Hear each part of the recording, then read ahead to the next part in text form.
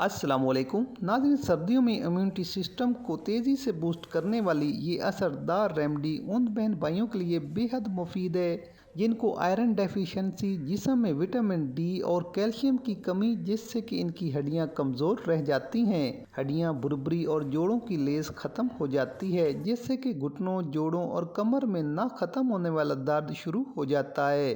تو یہ ریمیڈی ان تمام تکالیف کا صدیوں سے آزمودہ علاج ہے۔ تو آپ نے کیا کرنا ہے کہ 200 گرام بادام کی گریوں کو فرائی پین میں ڈرائی روسٹ کر لیں۔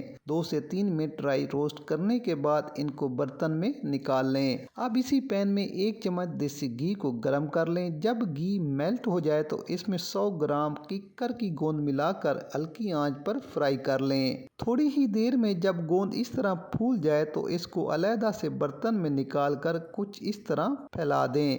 اب دوبارہ سے 2 چمچ کے قریب دیسی گھی فرائی پین میں ڈال کر میلٹ کر لیں اور اس میں 100 گرام کے قریب پھول مکھانے ڈال کر روسٹ کر لیں۔ ہلکی آنچ پر روسٹ کریں۔ جب پھول مکھانے کرسپی ہو جائیں اور اس طرح دبانے سے ٹوٹ جائیں تو ان کو بھی نکال کر ٹھنڈا کر لیں۔ تو پہلے سٹیپ میں ان تینوں انگریڈینٹ کو اس طرح روسٹ کر لیں۔ ناظرین، یہاں موجود پھول مکھانے آئرن، فولک ایسڈ، زنک اور کیلشیم جیسے قیمتی نیوٹرینٹ سے بھرپور ہوتے ہیں، جس سے ہڈیاں مضبوط رہتی ہیں، جوڑوں اور گھٹنوں میں درد نہیں ہوتا۔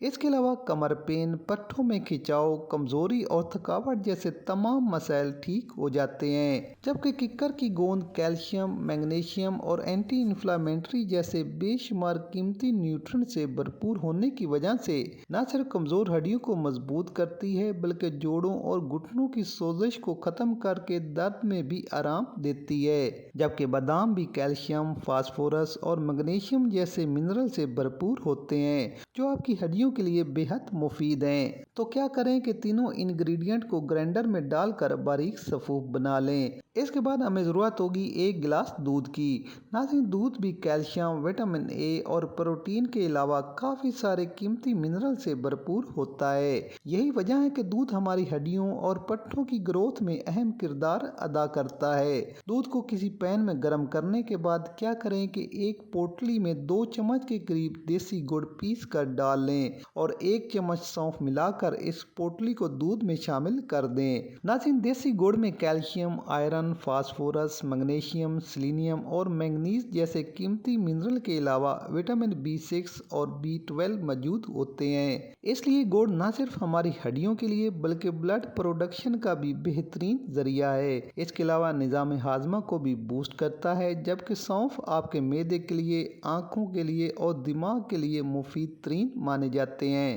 تو اس پوٹلی کو دودھ میں ڈپ کرنے کے بعد اس میں 2 چمچ پاؤڈر جو آپ نے تیار کیا تھا وہ شامل کر دیں اور مزید 2 ابال آنے تک پکا لیں۔ اس کے بعد آنچ بند کر دیں اور پوٹلی کو دودھ میں نچوڑ کر باہر نکال لیں۔ اب اس ریمیڈی کو صبح ناشتے سے پہلے یا پھر رات کو سونے سے آدھا گھنٹہ پہلے پی لیں۔ انشاءاللہ راتوں رات یہ ریمیڈی اثر دکھائے گی۔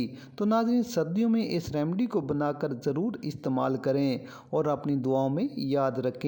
ویڈیو پسند آئے تو لائک، شیئر اور کمنٹ ضرور کر دیں۔ ملتے ہیں ایک نئی ویڈیو کے ساتھ۔ اللہ حافظ۔